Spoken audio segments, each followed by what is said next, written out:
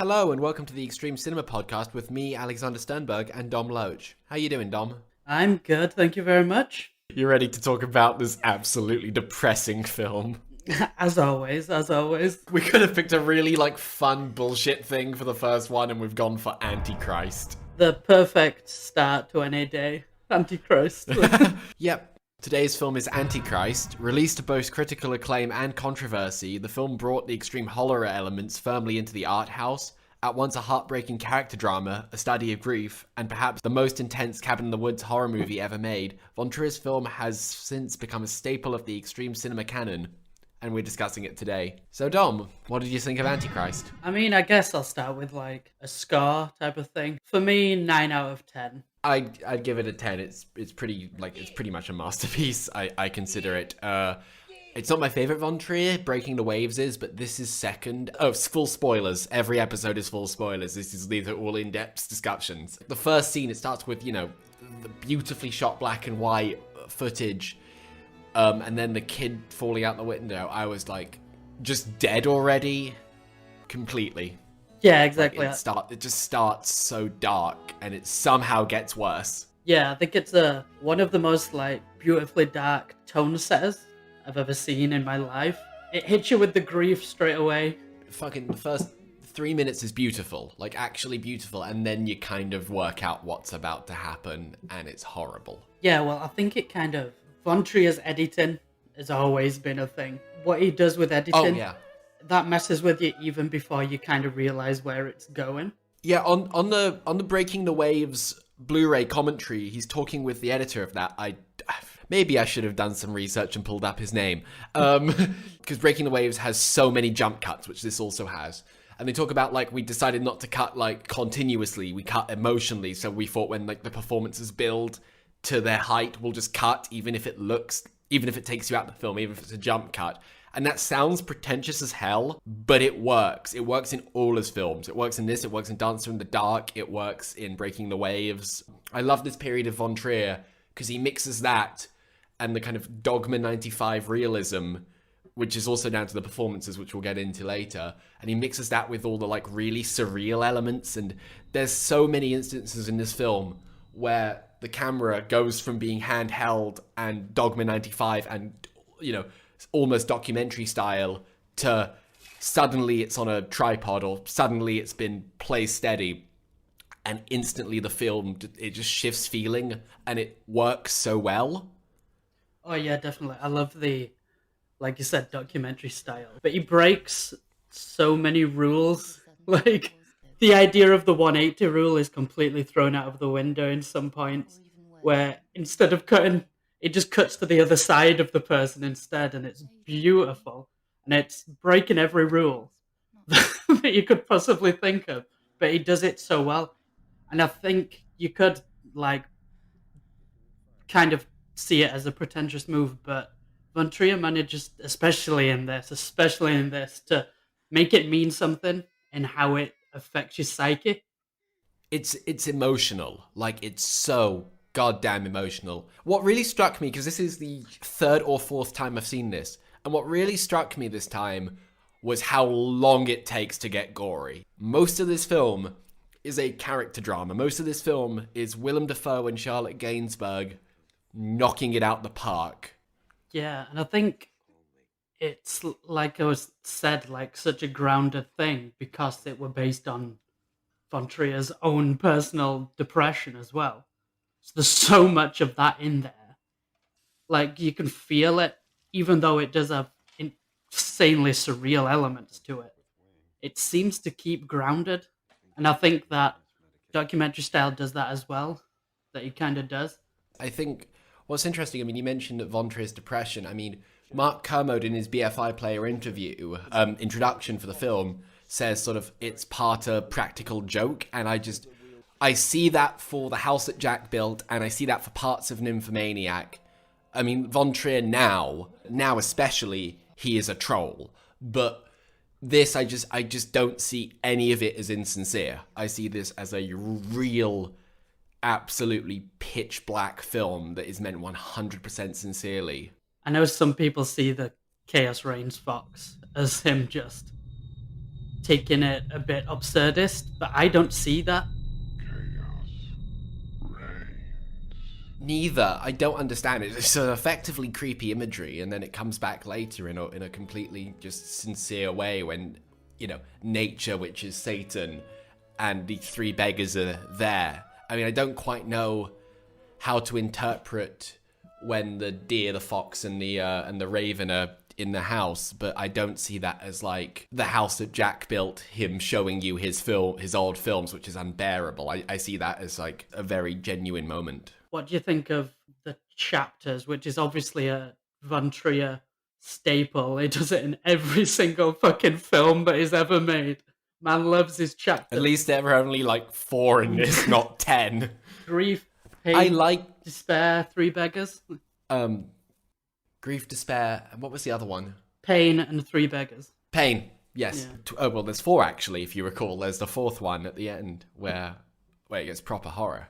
Because the transition between chapter 2 and 3 is the Chaos Reigns Fox. There's no time jump between that chapter. And I really love that it's like title, chapter 3, and then it's just back to where it was. And then 3 to 4, there's been like hours between. I really like the difference between those. So that's once he's Again, breaking like every single rule. Yeah, that's once he's been buried, isn't it? Yeah. Yeah. That's once the horror elements really get in. Another question I had was, how much of a horror do you think this actually is? It's a full horror. It's a horror movie. And it's always been in my head like this. Because I watched this film first, not knowing who Von Trier was. This was the first Von Trier film I've seen. So I watched it initially because it was a horror movie. And to me, this is the precursor of the kind of what The Guardian horribly, pretentiously, awfully called post-horror. But the kind of the Ari Aster, the Robert Eggers genre, the Jennifer Kent, the genre of it's a serious drama but also a horror movie, which existed long before this. I hate how it's like, no, these are serious movies, unlike all this old horror. But there is a trend of it now, and I think this is very much the precursor to it, coming out in 2009. Reading interviews with Von Trier and stuff, he said it definitely came from him wanting to do a horror movie. Like, that's where the initial idea, before anything else was even laid out, was he wanted to do a horror movie. And he does say that it amalgamated into something else, which I guess kind of there's other elements in there, but it's a horror movie, like through and through. I mean, the comparison, which I'm not the first to make this, is to Evil Dead. It's to Cabin in the Woods horror films. Yeah, definitely. What other influences, mainly horror, do you see in there? Well, I think the primary... I don't think you can call this an influence, actually. But the primary thing I see this as is post-Dogma 95. Because obviously this is nowhere near Dogma 95. It's not even pretending to be like almost all the Dogma 95 films were, but... I see it as a continuation of that philosophy. And then in that philosophy, you have what Von Trier clearly sees as something Tarkovsky-esque, because dedicated to Tarkovsky at the end. Which is, I mean, I think he's 100% sincere, but that could be a joke. Like, that's the only bit of the film I could see anyone going, okay, that's got to be a joke, but it's not, and I don't think it is. Big one that I have, that the beginning just completely reminds me of, is Don't Look Now. Yes. That seems so obvious when you say it, but it wasn't even in my head because it's its own thing. But yes, those opening scenes. The opening scene is just like shot for shot almost. Obviously not, but the idea is exactly the same. It obviously takes grief into another factor that Don't Look Now does, but it's very similar. And another one I had, which is a very, very weird one, is the flashes of her face. Do you know when they're on the train and you see flashes of a face appearing? Yeah. So Exorcist. Like, it's so Exorcist. It's a director's cut of Exorcist. Yeah. Yeah. I thought that too. I don't quite know why that's there, to be honest. It looks cool. It looks really cool. I think that's why it's there, because it looks cool. Going from then stuff that like looks cool to actually deeper meanings, like there's a lot of religious subtext in there, I guess. Eden is the name of the place to go. You must leave the Garden of Eden. Leave Eden? And I think the Three Beggars is a religious text as well, or some kind of fairy tale that centers around Christ, I think. But like doing research for this is Von Trier even says he doesn't really know what the hell he meant a lot of the time with this film, which is fair enough. I believe that. I believe that with Von Trier. The main word I'd use to describe the whole film is punishing. When it gets to the last 20, 30 minutes, and I mean this in a positive way, and you can't say this for many films as a positive, I wanted it to be over. It's horrible to watch. It is, genuinely. But I don't feel it's intentionally shocking. Is weird. Because some of the stuff that That happens... is weird. How? I don't know. It just... Because a lot of it that just happens, it just feels so matter of fact. But that's what's shocking about it. Yeah, I know. I just, like... Usually in a lot of extreme cinema, it's like hundreds of people getting murdered or brutally fucked up or whatever. And this is just like, oh yeah, she smashed his penis with a big wood bar. That just happened. It's fine. Like, I mean, obviously that's 100% true, but that's just Von Trier's style. I mean, by that logic, nothing that happens in Dancer in the Dark is meant to be a big deal when it clearly is. I think that's what makes this so much worse than, say, like Saw or something, which this is more extreme than Saw. It's horrendous to watch, you know. oh yeah. When I said it's not intentionally shocking, it's still definitely horrific. Like The main theme of this film, other than grief, which we've talked about at length, is misogyny, and specifically I was literally Gainsbourg. going to ask you if you think it's a misogynistic film. Oh no, it's not a misogynist. It's like one of few Von Trier films that I don't think is, and it should be the most misogynistic thing it's done. I think that Gainsbourg having this internalized misogyny, you know, she's saying such outlandish things about women historically being evil that, you know, there's no room for interpretation that this is an endorsed view, or it's the view of the film, or it's a view you should come out of the cinema for it. And Charlotte Gainsbourg is anything other than insane for cutting off her own clitoris in the film. Like, I think maybe going so far as to call it a feminist film is too far, but I don't think it's misogynistic. I think a theme of the film is misogynist. Yeah, that's exactly what I think as well. With her, like, crippling both her son and husband is very, yeah. like, this woman's insane, but that's part of the whole thing. It's not a misogynistic film. It's showing misogyny. Because we talked a lot about how amazing Charlotte Gainsbourg, and this is fearless, like absolutely fearless performance. Few actors would agree to do this role. And like when I first saw this film, I was amazed to learn afterwards she was a singer, because you kind of have the idea in your head that singers aren't good actors. Maybe Battleship starring Rihanna had just come out or something, and that was in my head. Told you not to go in there. Let's go, bees. Let's get the hell out of here. Towards the end, a lot of the film is just screaming as much as they possibly can. But the way she screams, like, she's going hoarse. Like, you don't see that often in films. Like, when she's screaming, like, "You bastard, where are you?" Like, she's losing her voice, and that's really how people scream in reality, and you don't often see that in film. And when you see something that's so realistic, it's seeing that makes you realize, oh, you don't see something like this directed this well often. As out there as it can get, it's so horribly realistic a lot of the time. Oh god, completely. From it's like the sound design and the gore effects, the animals, like the raven eating its prey.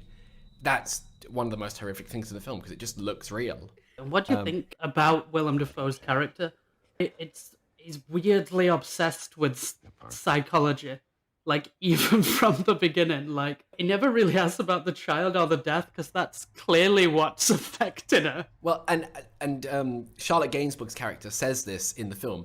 Arrogant. Like, not a bad person, but he's such a flawed person. Like, he is his pseudo-scientific nonsense. And, like, Charlotte Gainsbourg keeps saying, oh, you think you know better than everyone. So he's got her off her medicine. He's like, oh, this is what's right. I know what's right, and I'm not a doctor.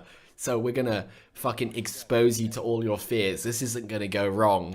We're gonna have these intense psychological, sessions. You don't need medicine or medical care. Just need me, your husband, to treat you. Yeah, exactly. And what do you think about the ending? Because the only bit that still fucking confuses the hell out of me is that ending. I think that's literally the bit that Trio was talking about when he was like, I don't have a clue what I was doing. I'm pretty sure it's referring to that ending. Like, That would make, and it's like weirdly matched with the first scene, which works like stylistically, but it's weird. It doesn't belong. It doesn't have a reason to do that. It's one thing to be like, is he dead? Is he not dead? Maybe this is some grand metaphor. Who knows? But I don't know why it's matched with the intro.